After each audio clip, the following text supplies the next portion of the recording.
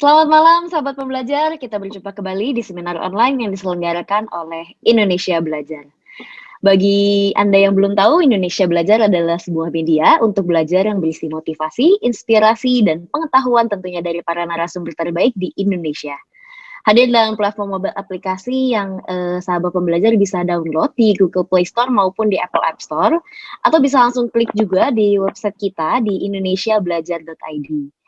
Bagi Anda yang memiliki Instagram, boleh melakukan follow di Instagram kami di indonesia_belajar.id. Dan jangan lupa juga untuk follow Instagramnya Ibu elisusanti.s.e.coach. Dan like juga Facebook kami di indonesiabelajar.id. Bagi sahabat pembelajar yang belum tahu juga, kita telah membuat juga sebuah grup WA khususnya untuk Ibu Eli. Jadi sahabat pembelajar apabila ingin masuk ke dalam grup WA tersebut, boleh langsung memberikan nomor WA-nya di chat room-nya ini. Oke, sahabat pembelajar, tema seminar online kita malam hari ini menghadirkan Ibu Eli Susanti. Ibu Eli ini adalah life coach yang sudah berpengalaman membantu menyelesaikan permasalahan yang dialami oleh banyak orang ya Bu ya. Nah, selamat malam Bu Eli, apa kabar Bu? Malam Jessica, kabarnya sehat. Sekarang yang penting sehat katanya, jadi ya saya sehat. Saya sehat. Mantap. Oke, tema seminar online kita hari ini itu adalah Let's Talk About Insecurity ya Bu ya. Nah, kapan terakhir Anda merasa sepenuhnya aman atau merasa yakin semua baik-baik saja? Insecure bukanlah hal yang jelek selama kita tahu bagaimana cara mengenali dan kembali mengambil alih. Itu berarti bukan hal yang jelek ya. Nah, kita akan ngobrol seru, menambah wawasan, dan memperlebar persepsi mengenai itu. Nah, hari ini luar biasa sekali temanya nih, Bu Eli nih. Oke, sebelum kita mulai, untuk Anda yang ingin bertanya, Anda nanti bisa langsung tulis di chat room-nya untuk pertanyaannya. Dan nanti pada saat sesi tanya jawab kita akan bahas bersama-sama. Dan bagi Anda yang ingin langsung berbicara dengan Bu Eli, boleh melakukan raise hand terlebih dahulu. Nanti akan kami persilahkan untuk bicara. Oke, sepertinya udah nggak sabar nih Bu Eli mengenai insecurity ini. Silahkan Bu Eli, bagaimana nih penjelasan mengenai Let's Talk About Insecurity? Silahkan Ibu. Thank you Jessica. Selamat malam semuanya. Saya melihat nih ya yang ada malam ini nih orang-orang yang cukup saya kenal dan udah biasa mengikutin ya. Jadi kita akan santai saja ya. Dan beberapa belakangan ini biasanya teman-teman tahu bahwa kalau Zoom itu kita akan masukkan ke YouTube. Dan saya sudah berkoordinasi dengan Indonesia Belajar untuk sesi saya akan pilih mana yang akan masuk di YouTube, mana yang tidak. Mungkin ada beberapa sesi yang sangat personal ketika teman-teman buka kamera dan menceritakan pengalamannya, itu kan saya pilih untuk tidak masuk ke YouTube ya. Jadi silahkan kalau misalnya mau bertanya, walaupun itu agak personal, selama bersedia dibagikan kepada teman-teman yang ada di sini ya. Kita santai dan belajar bersama. Nah, topik hari malam ini adalah tentang insecurity. Baru tadi saya ngomong ke beberapa teman. Hari ini, malam ini, saya mau berbicara tentang insecurity. Dan sejujurnya, saya merasa insecure saat ini karena di ruangan di mana saya melakukan online ini ada seekor kelelawar yang sedang terbang dan tidak mau keluar gitu. Saya merasa insecure. Insecure-nya kenapa? Nggak pasti dia mencolok itu bahasa Indonesianya apa ya? Jatuh. Mendaratnya di mana ya gitu. Nanti jangan-jangan ketika saya lagi bicara, tiba-tiba dia ada di hadapan saya gitu. Dan saya tadi bertanya-tanya, kelelawar ini berbahaya apa enggak ya gitu. Saya merasa lucu aja ketika saya berbicara tentang insecure dan saya didatengin kelelawar yang membuat saya insecure. Ya, oke.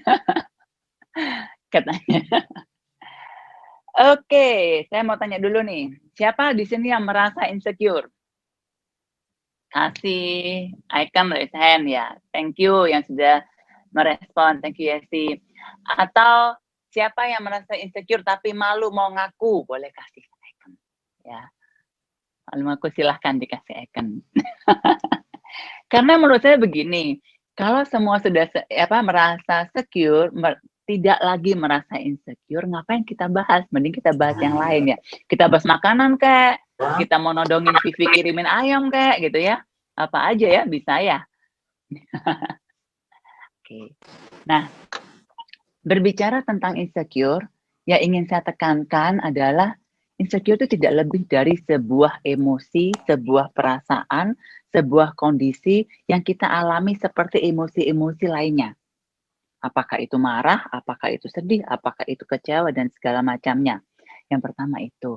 Yang kedua, insecure itu terjadi ketika kita merasa tidak yakin atau kita merasa tidak pasti dengan kondisi yang kita akan hadapi di depan dan kita merasa tidak punya kemampuan untuk berhadapan dengan ketidakpastian itu.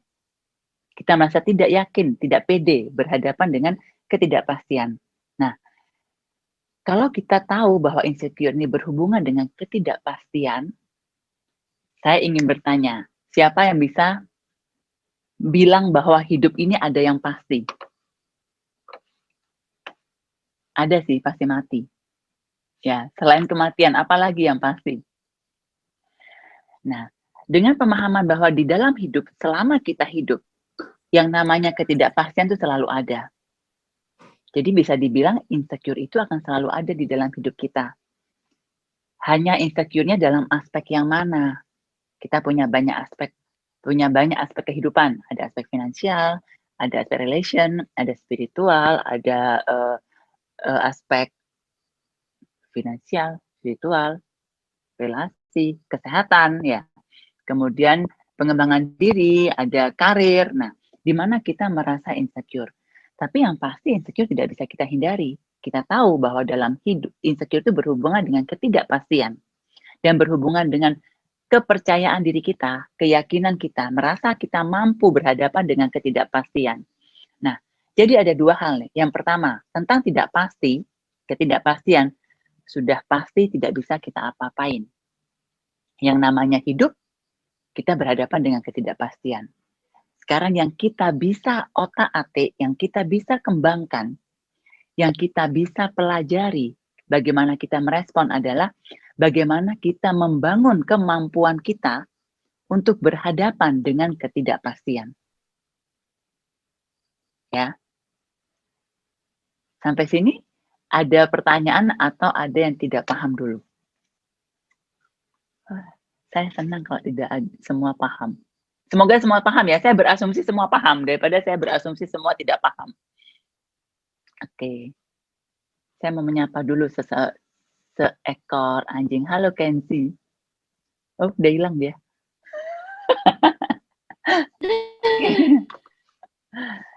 Ya. Jadi kalau kita sudah tahu bahwa insecure selalu ada di dalam hidup kita tidak bisa apa-apa. Yang bisa kita lakukan adalah bagaimana kita mengembangkan kemampuan kita untuk merespon. Bagaimana kita menumbuhkan diri kita, menumbuhkan kepercayaan dirinya kita untuk berhadapan dengan ketidakpastian itu. Nah, sebelum kita berdiskusi tentang bagaimana caranya, kita pahami dulu tentang insecure. Satu, tidak bisa dihindari, karena insecure itu berhubungan dengan ketidakpastian. Hidup yang tidak pasti, hidup sudah pasti tidak pasti. Nah, yang kedua adalah insecure ini terbentuknya, gampangnya ya, secara gampang saya memisahkan menjadi dua terbentuknya. Yang pertama terbentuknya dari pengalaman kita. Pengalaman kita tuh kita alami sendiri. Contohnya gini, pengalaman yang menyebabkan kita merasa kita gagal. Pengalaman yang membuat kita meragukan kemampuan kita. Ya, yang paling gampang perceraian. Ya, jadi membuat kita merasa tidak yakin lagi terhadap sebuah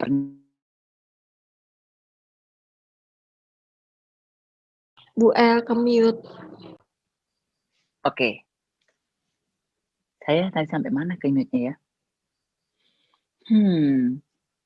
Saya ulang aja ya. Jadi insecure itu saya dengan dengan secara garis besarnya, saya memisahkannya menjadi 2. Yang pertama, yang disebabkan oleh kejadian saat sekarang. Saat sekarang tuh yang berhubungan dengan apa yang kita alami secara langsung. Kegagalan-kegagalan dalam hidup kita. Apakah itu perceraian, apakah itu tidak naik kelas, apakah itu penolakan, apakah itu kegagalan dalam berbisnis, apakah itu kehilangan pekerjaan tanpa tahu sebabnya. Jadi, kegagalan-kegagalan dalam hidup kita itu membuat kita mengalami rasa tidak percaya diri ketika kita berhadapan dengan hal yang sama. Apalagi kalau kejadiannya berulang-ulang. Nah, karena kita punya pengalaman itu. Nah, itu insecure yang terjadi karena kita mengalaminya. Insecure yang kedua adalah terjadi ketika kita alami dari masa kecil kita, yang tanpa sengaja diberikan oleh orang tua kita atau orang-orang yang berada di kehidupan kita ketika kita kecil. Nah, contohnya ketika seseorang memiliki orang tua yang sangat perfeksionis, yang sangat menuntut anaknya untuk punya prestasi atau sempurna, tidak pernah cukup. Kalau anaknya juara kelas, mamanya atau orang tuanya atau ayahnya akan meminta anaknya untuk menjadi juara umum. Ketika juara umum, nanti mintanya juaranya lebih lagi gitu. Jadi, apapun yang dicapai oleh anaknya tidak akan pernah cukup. Sehingga membuat anak ini merasa dirinya itu kurang terus. Orang tuanya, lingkungan sekitarnya melihatnya karena menuntutnya dia lebih, maka akan menyebabkan di seorang anak itu dia merasa kurang. Ada rasa bahwa dia selalu tidak bisa memenuhi ekspektasi. Dia tidak bisa tidak bagus sesuai standar orang tuanya. Jadi dia akan merasa kurang. Nah, hal ini akan menyebabkan belief system atau keyakinan di bawah sadarnya bahwa dia tidak cukup, dia selalu kurang. Not enough itu bahasa Indonesia yang tepat itu adalah dia merasa kurang.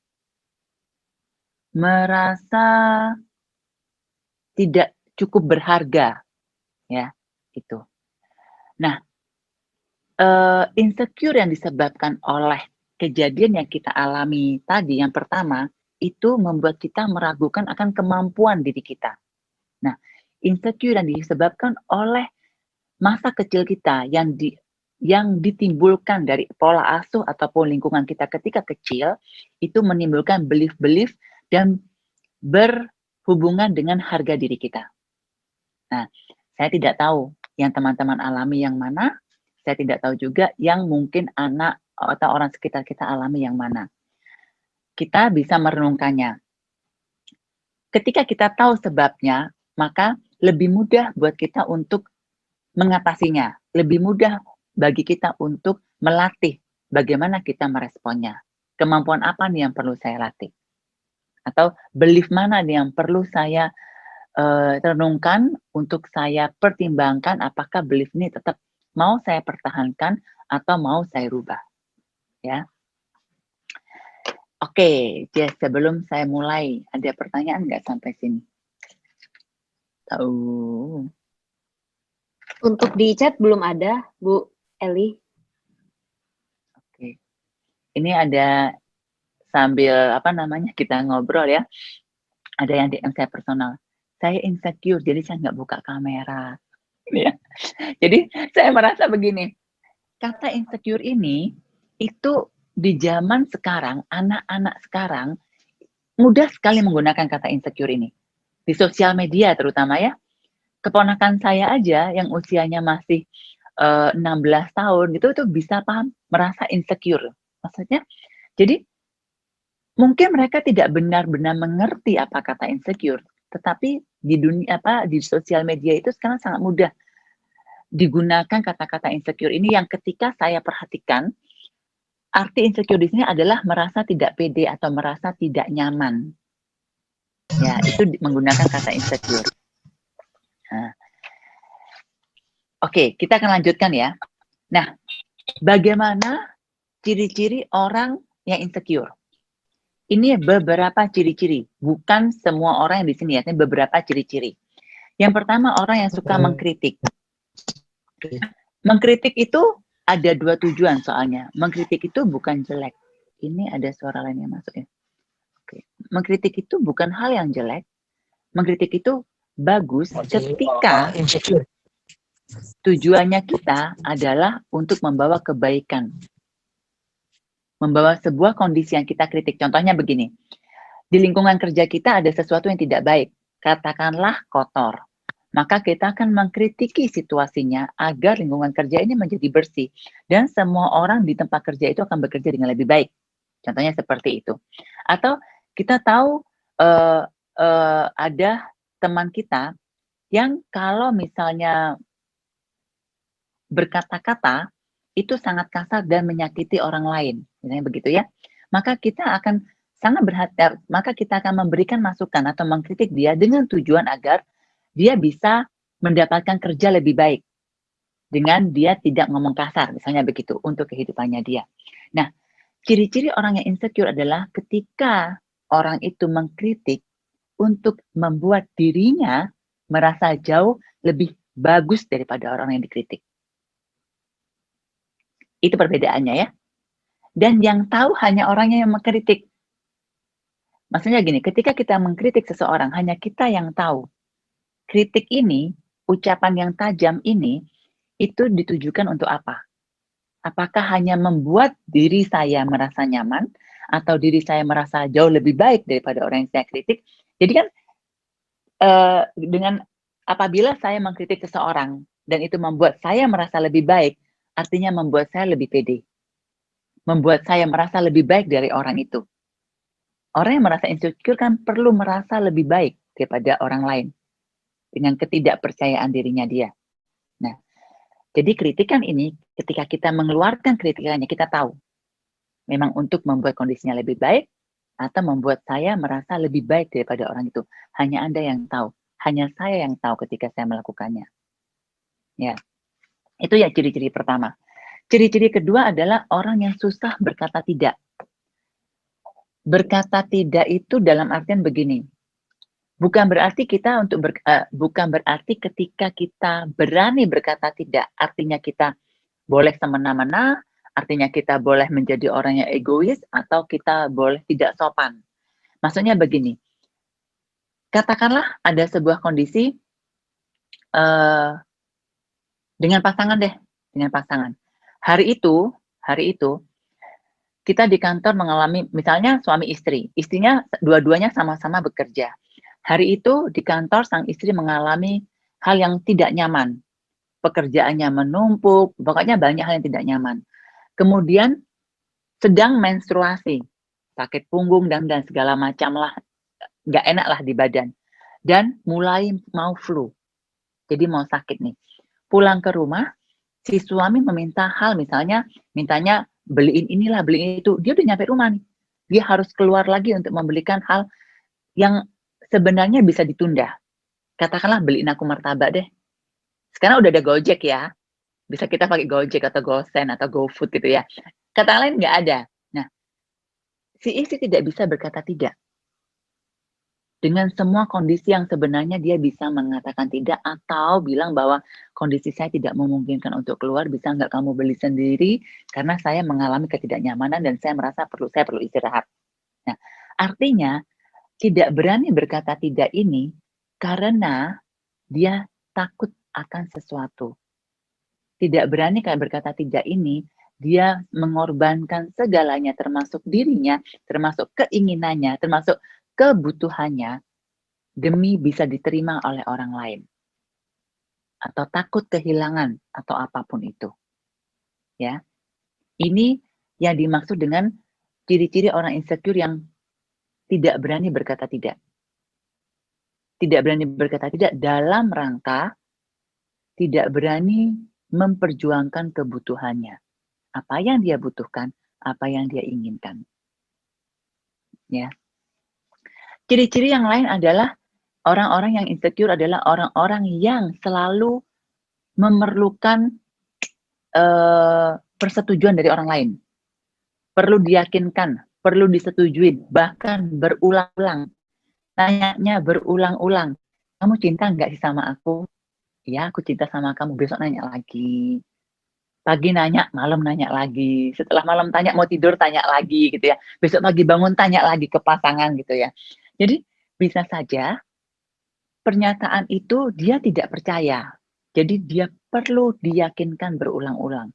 Mau melakukan apapun, kalau tidak ada orang yang mendukung, kalau tidak ada orang yang memberikan keyakinan bahwa dia baik-baik saja, atau ketika harus memutuskan sesuatu, dan dia tidak berani mengambil keputusan, itu salah satu ciri-ciri orang insecure yang selalu ya. Sesekali kalau kita punya keputusan yang berat, kita memang tidak yakin, itu wajar. Ingat, karena insecure tidak bisa dihindari. Tetapi kalau selalu dan bahkan tidak berani mengambil tanggung jawab memutuskan, itu adalah ciri-ciri orang insecure. Kenapa? Dia tidak pernah berani mengambil tanggung jawab. Dia selalu meletakkan tanggung jawab kepada orang lain untuk mengambil keputusan, atau ketika dia tidak yakin dan ada orang lain yang meyakinkan, seakan-akan begini, kan bukan saya yang yakin, kamu yang yakin. Ya, tidak ada keberanian untuk berhadapan dengan situasi apapun. Dan butuh orang lain yang memberikan persetujuan. Itu beberapa ciri. Salah satu ciri yang lain adalah ketika seseorang itu bahasa gaulnya tuh positifnya yang lebaynya keterlaluan. Saya nggak tahu teman-teman pernah nggak ketemu dengan orang-orang yang ketika positifnya tuh kebangetan gitu. Contohnya begini, kalau saya berteman baik dengan Jessica, kemudian hari itu saya bertengkar dengan bos saya, dan saya berada di posisi apakah saya mau dipecat atau tidak, gitu ya. Kemudian ketika saya pulang, saya ditangkap polisi, SIM saya ketangkap, STNK saya juga ketangkap, pulang saya masih bertengkar dengan pasangan. Saya berteman baik dengan Jessica. Kemudian Jessica telepon saya nih, apa kabar? Gimana kabarmu El? Kan kita berteman baik dong. Oh aku baik kok, aku hari ini bahagia dan segala macamnya. Paham maksud saya? Ada orang yang bahkan tidak berani berhadapan dengan kondisinya dan selalu menutupi, selalu pakai topeng istilahnya untuk menjadi positif di setiap saat. Di kondisi yang dia paling bawah pun dia menampilkan topengnya yang positifnya lebay. Ya, bukan berarti ketika kita punya masalah harus diungkapkan dan harus dikeluarkan dan semua orang lain tahu, tidak. Tetapi positif yang berlebihan itu, seperti yang tadi saya kasih contoh, saya dan Jessica posisinya berteman baik. Kalau kita berteman baik, saya nggak perlu pakai topeng. Kalau kepada teman baik pun atau kepada pasangan, bahkan kepada orang tua, kita pakai topeng, maka tidak akan ada orang yang mengenal diri kita yang sebenarnya. Tidak ada orang yang bisa dekat dengan kita, tidak ada orang yang bisa tahu kita sebenarnya seperti apa. Dan bahkan diri kita pun tidak akan pernah tahu emosi apa yang sedang kita hadapi. Ketidakberanian untuk berhadapan dengan ketidaknyamanan itu adalah salah satu ciri-ciri orang yang insecure. Oke. Saya sebelum lanjut saya membuka chat dulu ya. Silakan Jess, ada yang bertanya nggak? Oke, Bu, ini sudah ada pertanyaan dari Bu Yesi. Sebenarnya bukan pertanyaan, tapi komen ya, biar saya bacakan. Saya dulu juga tidak bisa berkata tidak.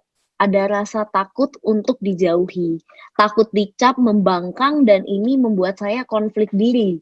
Tapi sekarang saya sudah bisa berkata tidak dan ini membuat saya nyaman. Ya.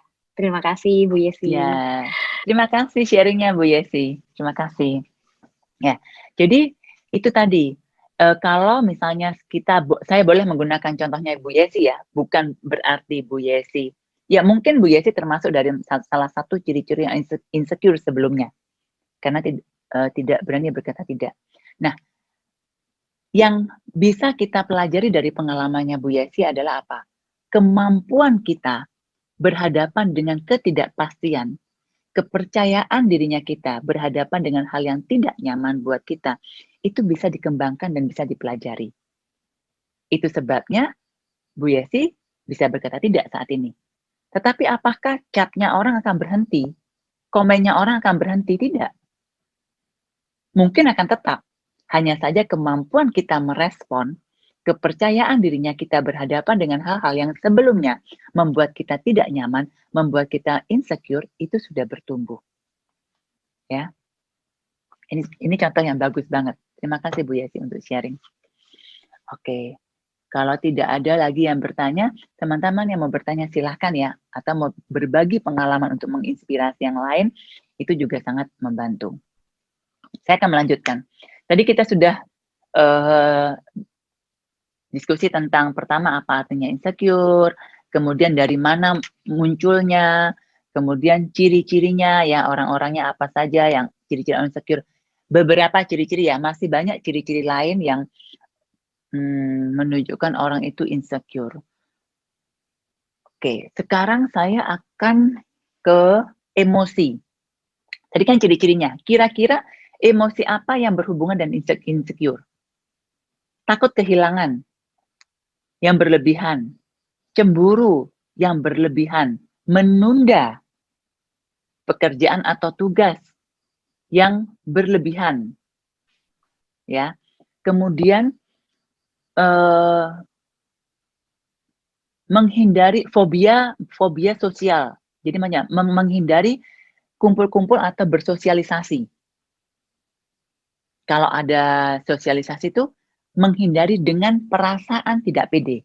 Karena memang ada orang yang tidak suka tapi dia baik-baik saja, tetapi ada orang yang menghindari, bukan tidak suka. Menghindari bersosialisasi karena dia tidak pede atau malu atau ingin menutupi sesuatu.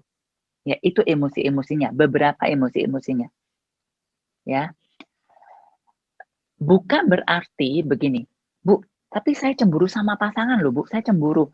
Nah, cemburu itu baik-baik saja.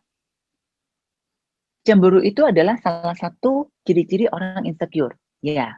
Nah, bagaimana kita meresponnya itu yang jauh lebih penting. Dan kadar cemburu ini akan semakin meningkat tingginya. Jadi kadar cemburu ini bukan berbanding terbalik, sama dengan kemampuannya kita, berbanding terbalik dengan kemampuannya kita merespon dengan baik. Contohnya gini, kalau kita tidak bisa merespon dengan baik, berarti kemampuan kita merespon dengan baik itu rendah, kecemburuannya kita akan semakin tinggi. Kalau kita dapat mengatasi atau bisa melampaui atau bisa menumbuhkan keyakinan diri kita dan bisa merespon dengan jauh lebih baik, maka tingkat kecemburuannya kita bisa lebih rendah. Bukan berarti cemburunya hilang. Nggak apa-apa, karena cemburu itu di tahap tertentu juga baik-baik saja gitu. Bukan berarti jelek. Contohnya, ya pasangan lah ya, sama pasangan misalnya kita merasa cemburu gitu. Ada cewek yang melirik misalnya pasangannya kita, dan kita udah cemburunya setengah mati. Nah, bisa saja kecemburuan itu muncul karena kita punya pengalaman dari masa lalu. Nah, yang kedua, kecemburuan yang berlebihan menunjukkan bahwa kita tidak percaya diri bahwa pasangan kita akan memilih kita dibandingkan orang itu. Atau kita tidak percaya diri pasangan kita akan setia kepada kita. Ada hal yang tidak pasti di sana. Dan kita ingin sebuah kepastian. Ya. Nah, boleh cemburu? Boleh, selama itu tidak merusak diri kita atau selama itu kita bisa meresponnya dengan lebih baik atau selama kita bisa mengkomunikasikannya dengan pasangan. Yang kita perlu tahu adalah kenapa kita cemburu. Begitu kita tahu, kita lebih mudah mengatasinya. Bukan berarti kita pasti bisa, tetapi itu lebih mudah mengatasinya. Ya, itu salah satunya kalau kita cemburu. Nah, yang lain adalah iri. Ketika kita iri, bahkan kita iri kepada orang yang kita tidak kenal di sosial media, contohnya di Instagram. Kenal aja enggak gitu. Cuman tahu di Instagram dan kita bisa ikutin story-nya lah, postingnya lah, apapun kita ikutin dan kita merasa sangat iri kepada orang ini. Dan tiba-tiba kita merasa tidak cukup cantik, tidak cukup langsing, tidak cukup pintar, tidak cukup kaya, tidak cukup keren, apapun. Saya punya klien ya, yang masih kecil, masih remaja anaknya. Anaknya menurut saya cantik, charming, menarik, ya gendut-gendut amat juga enggak, tapi termasuk masih ukurannya normal ya, walaupun tidak yang langsing bagaimana, itu merasa sangat insecure karena merasa dirinya tidak cantik dan tidak langsing. Padahal menurut saya anaknya cantik loh. Cantik tuh dan charming gitu maksudnya. Nah, tapi bukan ukuran cantiknya artis dan ukuran cantiknya Barbie ya. Jadinya ketika berhadapan dengan sosial media, ketika saya tanya, bagaimana kamu tahu kamu tidak cantik? Bagaimana kamu tahu bahwa kamu merasa insecure dari mana? Ternyata dia setiap hari ngikutin IG-nya teman-temannya yang menurut dia, yang menurut standar dia, cantik itu adalah seperti itu. Bahagia itu adalah seperti itu. Sukses itu adalah seperti itu di Instagram. Ya, dan dia mulai merasa iri dan insecure. Oke, nah itu emosi-emosi, contoh-contoh emosinya ya.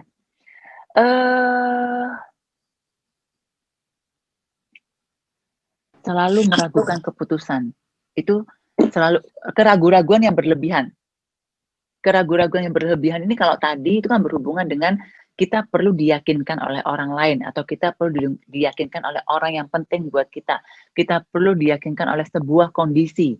Nah, jadi kita selalu meragukan apapun keputusan kita atau kita selalu meragukan apapun yang kita lakukan. Jadi keraguan-raguan yang berlebihan yang selalu muncul dan muncul di kondisi yang tidak tepat itu salah satu emosi bawaan dari perasaan insecure-nya kita. Oke, itu beberapa emosi. Teman-teman boleh sharing juga, Bu. Emosi ini masuk nggak insecure? Boleh. Oke. Ada pertanyaan? Welly, ini sudah ada pertanyaan lagi dari Ibu Megawati. Biar saya bacakan. Bu Eli, aku izin bertanya ya, dalam banyak hal aku takut dalam menghadapi masa depan yang tidak saya tidak tahu apa yang akan terjadi. Apakah aku tergolong orang yang insecure?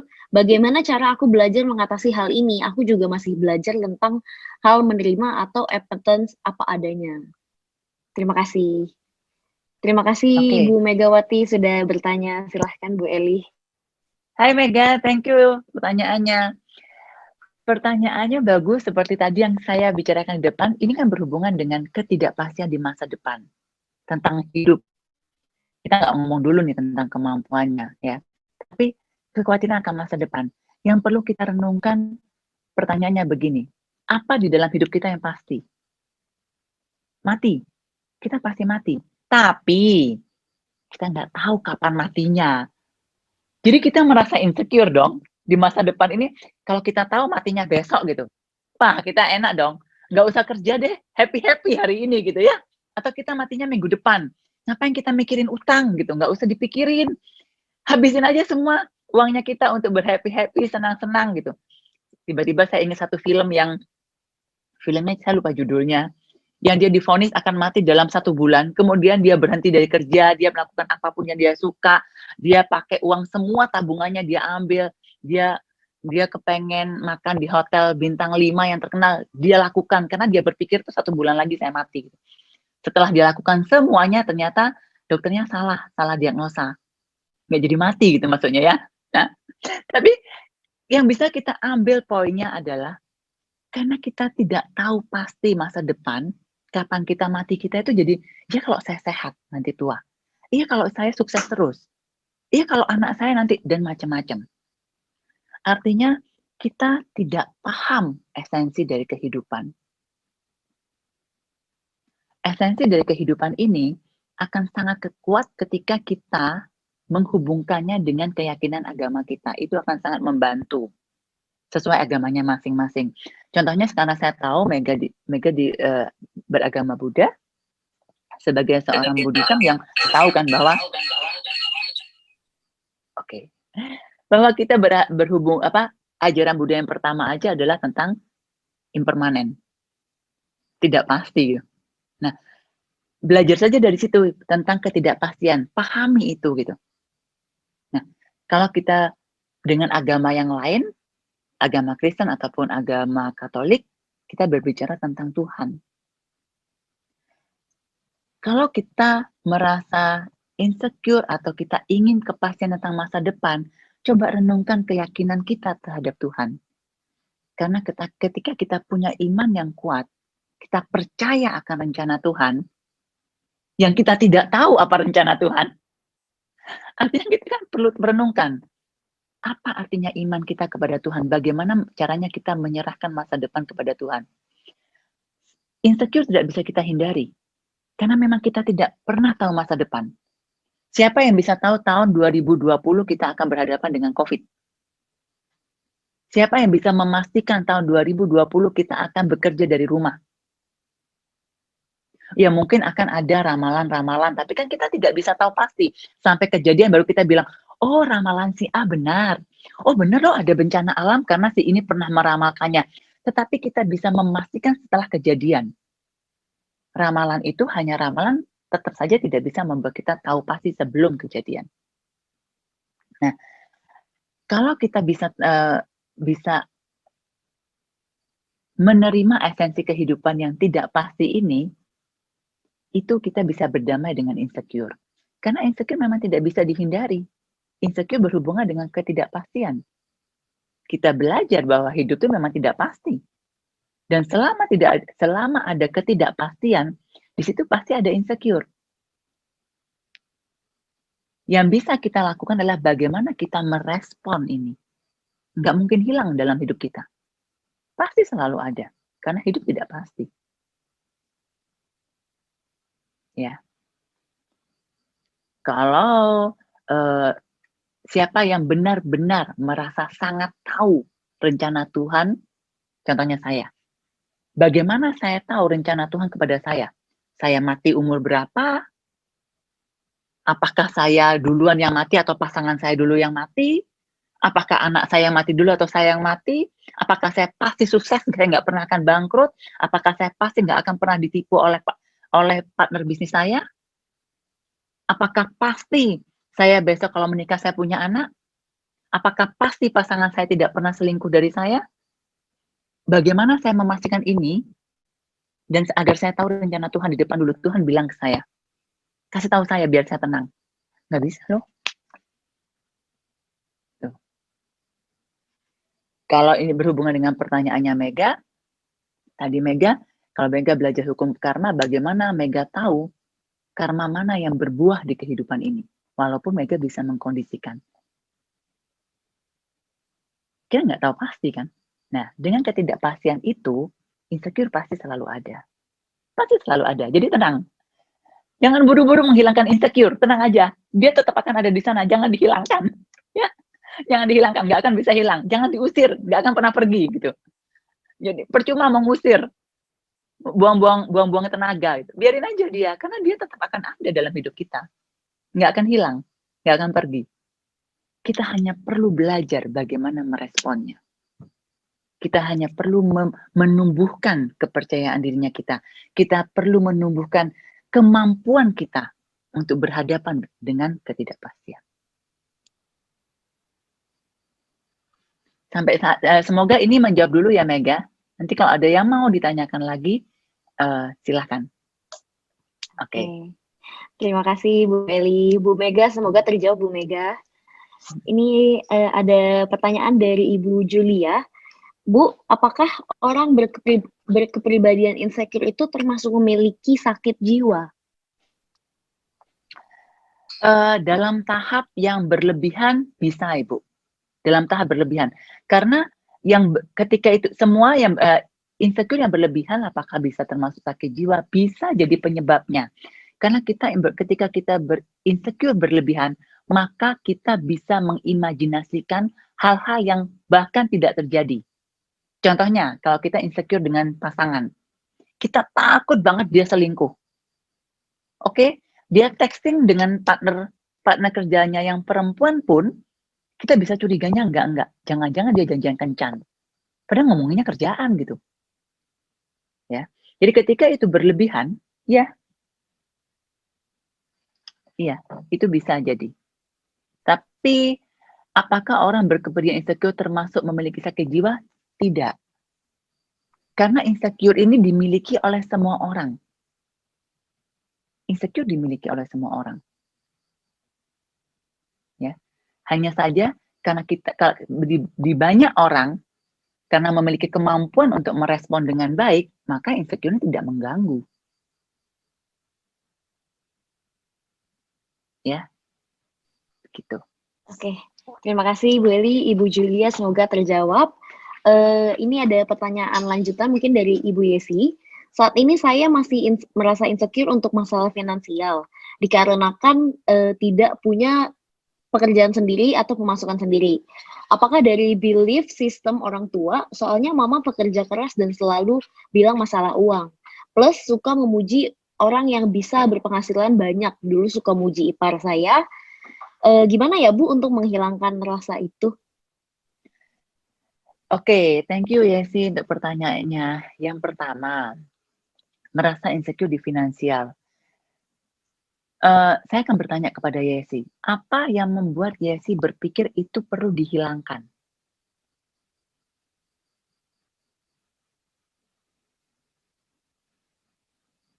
Apakah untuk membuat Yesi sukses di finansial, perasaan insecure itu perlu dihilangkan? Saya sendiri enggak. Oke, tadi kan istilahnya gimana ya Bu untuk menghilangkan perasaan insecure soal finansial? Nah, pertanyaan saya adalah apa yang membuat Yesi merasa itu perlu dihilangkan? Belief system-nya itu sebenarnya. Kenapa? Mungkin belief system-nya itu yang perlu dihilangkan ya Bu. Oh, belief system bahwa yang mana? Maksudnya tuh gini, kayak rasanya saya ini nggak percaya diri soalnya mama kan selalu muji-muji orang lain gitu loh. Maksudnya saya tuh ya mungkin ada keinginan untuk kayak menunjukkan mungkin ya. Oke, thank you Yesi. Kalau diperhatikan berarti ini sudah dua hal yang berbeda. Insecure finansial sebenarnya kan asumsinya itu merasa tidak aman atas kepastian keuangan, kondisi keuangan. Besok ada uang nggak nih? Utangnya bisa kebayar nggak nih? Gitu kan? Kira-kira ini bisa bayar uang sekolah anak? Itu kan asumsi saya tentang insecure finansial. Tetapi ketika tadi Yesi bercerita, ini kan adalah bagaimana bisa sukses di finansial agar mendapatkan pengakuan dari orang tua. Oke, jadi sebenarnya yang dibutuhkan itu insecure-nya pengakuan orang tuanya atau insecure-nya tentang finansial sebenarnya? Apa enggak berkaitan ya Bu? Berkaitan karena tapi yang benar, yang sebenarnya yang mana? Karena ini kan saya berasumsi dulu nih. Yang benar-benar tahu adalah Yesi. Sebenarnya Yesi menginginkan pengakuan dari orang tua dengan sukses di finansial. Kayaknya kayak maksudnya dengan itu makanya saya tuh nggak bisa gitu loh untuk finansial, untuk maksudnya untuk pekerjaan sendiri itu ya apa ya, kayak ada yang ganduli gitu loh. Gimana ya?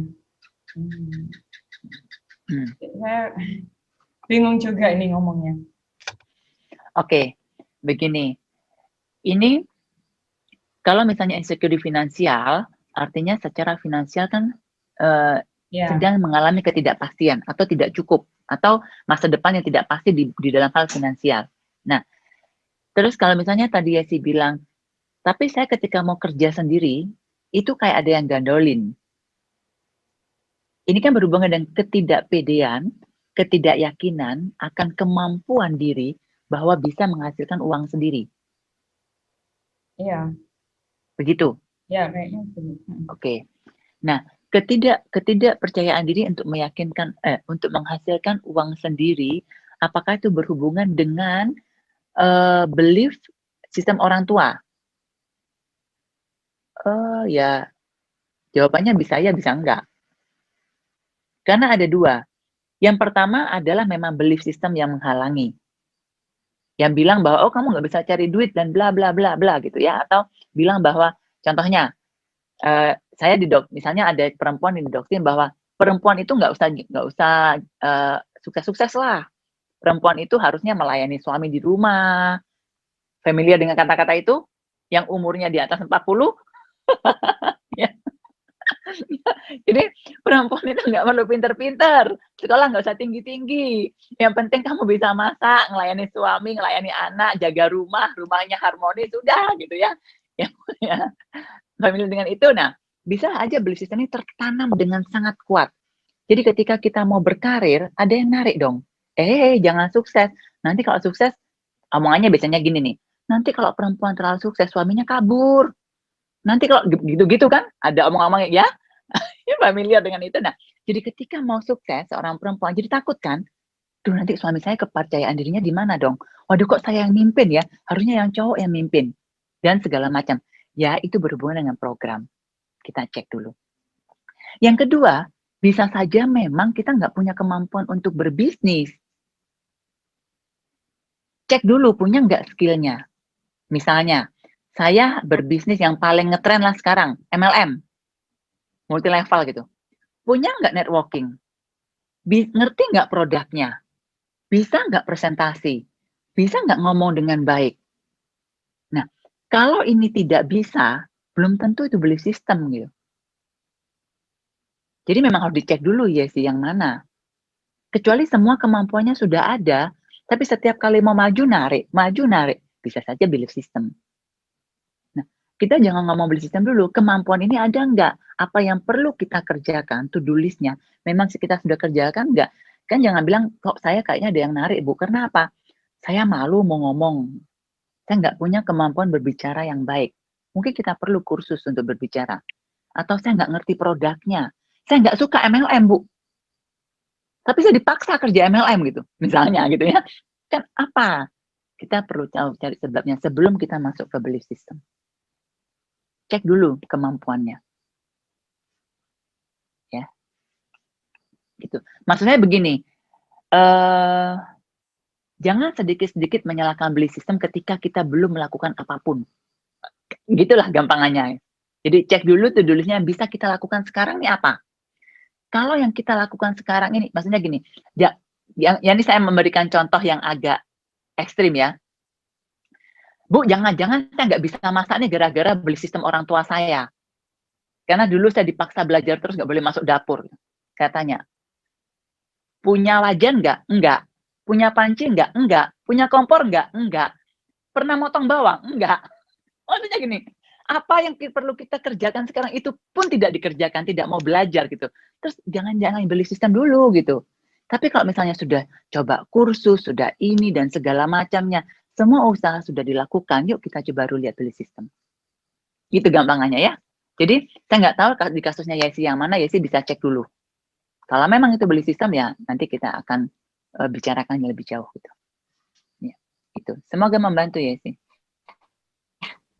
Terima kasih Bu Eli, semoga terjawab Ibu Yesi. Ibu Yesi juga udah bilang makasih Bu Eli di komen, terima kasih juga Bu Yesi. Ada satu pertanyaan lagi dari Bu Mega. Bu Eli, meningkatkan kemampuan merespon terhadap rasa insecure itu seperti apa ya? Terima kasih pertanyaan Mega, itu nanti akan menutup sesi kita. Tepat ya Bu ya. Bagaimana kita meningkatkan kemampuan untuk merespon insecure? Oke, itu akan menutup sesi kita ya. Sebentar lagi ya, saya akan menjawabnya. Pas waktunya gitu ya. Nah, jadi kita sudah tahu nih bahwa insecure tidak bisa dihindari. Insecure berhubungan dengan ketidakpastian dan di dalam hidup kita akan banyak sekali ketidakpastian. Saya akan mengulangnya, tenang, jangan diusir, jangan ditendang, jangan dihilangkan, nggak akan hilang. Kalian akan buang waktu gitu. Jadi sekarang yang perlu dilakukan adalah bagaimana kita meningkatkan. Yang pertama itu tadi, menyadari dulu bahwa tidak apa-apa punya insecure. Bahwa insecure tidak bisa kita hilangkan. Dan itu wajar selama tidak berlebihan. Nah, ketika berlebihan itu menunjukkan ada sesuatu di dalam diri kita. Ingat yang tadi saya bilang, kalau itu dari pengalaman dan membuat kita merasa tidak mampu, artinya skillnya yang perlu kita asah. Tapi kalau itu berhubungan dengan masa kecil, membuat kita tidak merasa masa kecil yang membuat kita punya program bahwa kita tidak berharga, mungkin kita perlu belajar buat kebiasaan-kebiasaan yang membuat kita merasa berharga. Ya, kecil-kecil aja, kecil-kecil aja. Nah, bagaimana caranya akan sangat spesifik. Tiap orang itu akan punya cara yang unik. Cara yang paling gampang tanpa melakukan usaha apapun, setiap pagi lihat ke cermin sebelum sikat gigi, belum cuci muka, pasti ada cermin kan, belanja di wastafel kan? Oke, lihat. Terus bilang, saya mencintai kamu, terima kasih pagi ini sudah bangun bersama saya. You are so beautiful, kamu cantik and I love you. Bilang ke diri sendiri, kalau itu berhubungan dengan program masa kecil di mana kita merasa tidak layak atau tidak pernah merasa cukup. Ya, jadi maksudnya ketika kita merasa insecure berlebihan, cek dulu ini karena apa. Pengalaman yang kita alami atau karena dari pola asuh orang tua. Penanganannya akan berbeda. Yang penting akui dulu, kita terima dulu, kemudian isi pikiran kita sesuai dengan tadi yang mana nih? Karena pengalaman atau karena pola asuh, kemudian isi pikiran kita dengan hal-hal yang positif, mau ikut Zoom seperti hari ini, mau berdiskusi dengan teman yang positif, mau cari mentor, mau baca buku, mau apapun, isi terus. Karena pikiran kita ini berhubungan dengan database. Hanya banyak-banyakan database. Database mana yang jauh lebih banyak di pikirannya kita itu yang akan dominan. Dan database ini mempengaruhi emosi kita. Oke. Mega, apakah itu menjawab? Iya, iya. Aku dari kemarin udah belajar, udah mulai kebiasaan membaca lagi walaupun masih belum bisa bertahan lama, paling nggak 10 sampai 15 menit. Nah, aku udah beli buku Move On-nya Ibu. Oke, itu kebiasaan yang bagus. Nah, dan ingat ketika sudah bisa melakukan kebiasaan itu, apresiasi diri sendiri, hargai diri sendiri. Wah, kamu keren, udah bisa baca 10 menit. Kemajuan loh, gitu. Thank you ya. Jadi, mulai menghargai diri sendiri itu juga membangun kepercayaan diri kita. Kita pelan-pelan merasa bisa melakukan sesuatu yang dulunya kita tidak bisa. Jadi kan, keyakinan kita dapat melakukan sesuatu yang sebelumnya kita tidak bisa, itu juga bisa membantu kita lebih kuat berhadapan dengan rasa insecure kita. Apakah dengan kita mengapresiasi setiap tindakan positif itu juga akan membantu? Misalnya saya kan punya habit misalnya melakukan breathing gitu kan. Pernah satu kali saya melakukan dengan rutin, itu udah lumayan gitu, moodnya bagus apa. Tapi sepertinya langsung blok gitu, ada sesuatu kayaknya langsung mencegah dia tidak melakukan apa lagi, dan akhirnya moodnya mulai swing terus gitu. Dan kemudian yang kemarin itu saya mulai ikut Zoom-nya Ibu, mungkin ya itu ada sesuatu yang baik dari semesta, jadi aku ingetin lagi. Apakah itu berhubungan dengan karena saya tidak mengapresiasi sesuatu atau gimana, Bu? Saya tidak bisa jawab pasti apakah iya. Ada hubungannya? Mungkin. Saya nggak tahu kondisinya Mega. Kita perempuan Mega, misalnya kita punya hormon. Waktu itu PMS nggak? Jadi ketika PMS, mood kita swing. Oh iya. It's okay karena memang lagi PMS gitu kan ya. Jadi kita tidak harus menjadi positif setiap saat. Kita tidak harus bahagia setiap detik. Kita tidak harus positif setiap detik. Boleh kok mau nangis, boleh kok moodnya swing sesekali, boleh kok nggak mood gitu, boleh kok nggak pengen baca. Nah, jadi maksudnya ya tidak ada keharusan untuk positif setiap saat. Ya, jadi karena banyak faktor. Kayak tadi Mega bilang tiba-tiba moodnya swing. Kalau itu terjadi setiap jam, sekarang happy tiba-tiba nangis dan segala macam, mungkin perlu bantuan. Tapi kalau terjadinya sebulan sekali, kamu termasuk normal. Mungkin kamu waktu itu PMS, apalagi terjadinya setahun sekali gitu. Wah, kamu hebat banget gitu ya. Enggak, itu latihan ada 3 minggu berturut-turut kayaknya. Kemudian seperti itu. Kayaknya 6 minggu, 6 minggu. Dan akhirnya kayak gitu. Aku pikir, kenapa ya jadinya malas lagi gitu. Oke.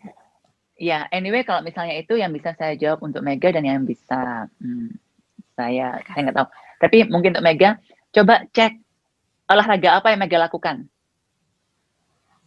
Iya, sekarang walking, jalan aja dulu. Benar sih kalau olahraga aku moodnya bagus, tapi kalau aku nggak olahraga kayak jelek lagi. Nah, good, udah tahu kan solusinya. Jadi olahraganya yang dipertahankan. Gitu, makanya itulah Oh, caranya iya. kita merespon. Kita tahu kan, oh ini bagus buat saya, itu yang perlu kita pertahankan. Jadi sebenarnya kita cukup mengenal diri kita. Ketika saya seperti ini membantu. Nah, hal yang membantu ini kita pertahankan.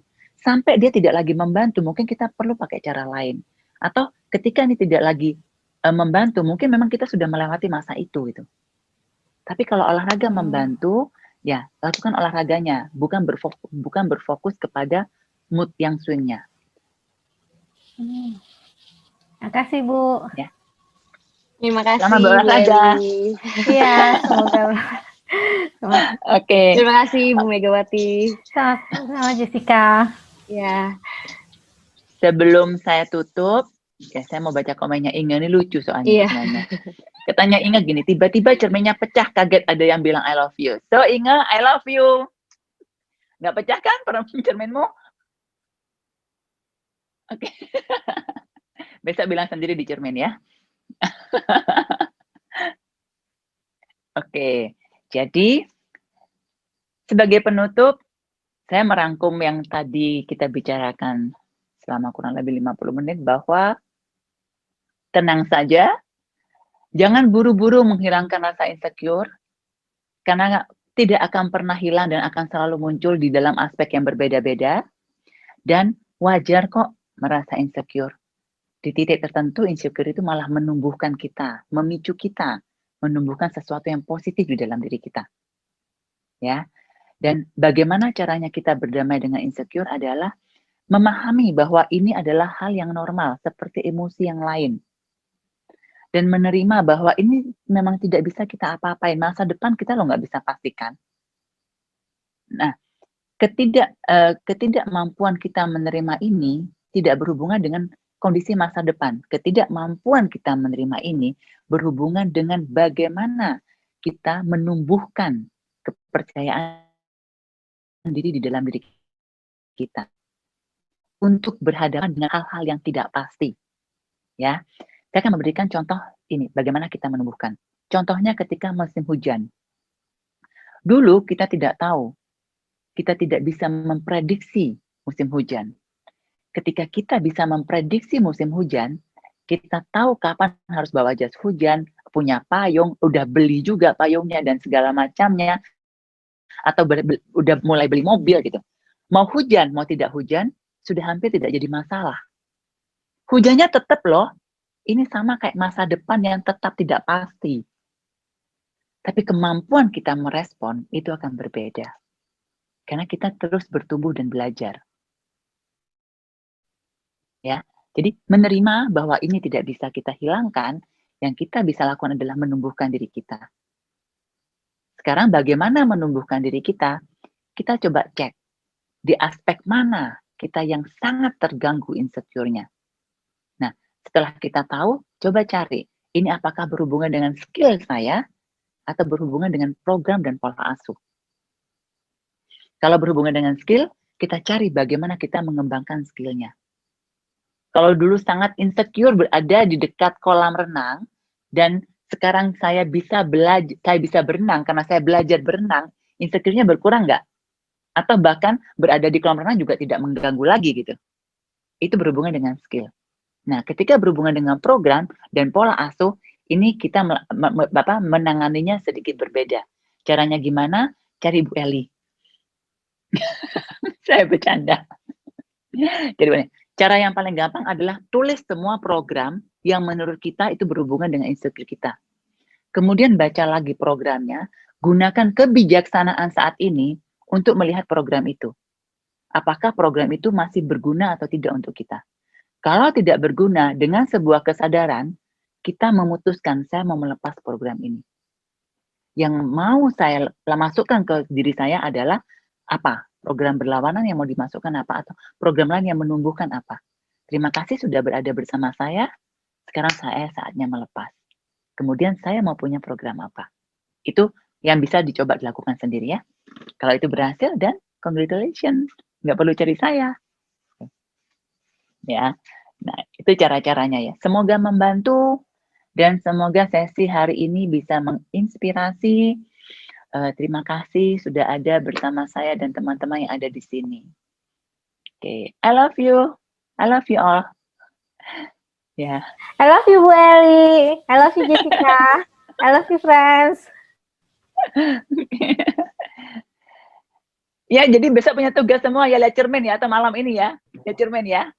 Lihat baik-baik orang yang ada di cermin. Bagaimana dia punya mata, bagaimana dia punya hidung, bagaimana dia tersenyum, bagaimana giginya mana yang lubang.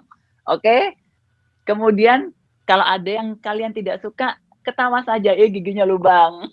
But I still love you. Ya, gitu ya. Terima kasih sudah menemani saya selama 45 tahun. Terima kasih sudah menemani saya selama 30 tahun. Ya. Mulai memuji diri sendiri. Biasanya begini, Bu, aneh lah Bu ngomong ke diri sendiri di cermin. Ya, memang awalnya pasti aneh. Tapi ketika kita sudah bisa melakukan itu salah satu bukan satu-satunya ciri bahwa kita menambah rasa sayang kepada diri sendiri. Oke. Selamat mencoba. Semoga bermanfaat. Luar biasa sekali Bu Eli, terima kasih.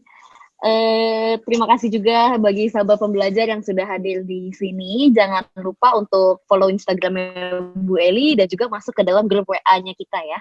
Bagi Anda yang belum masuk, boleh langsung memberikan nomor WA-nya di chatroom. Nanti kita langsung masukkan ke dalam WA group. Iya, luar biasa sekali Bu Eli. Jadi kita mulai sekarang kita lebih mengenal insecurity karena hari ini.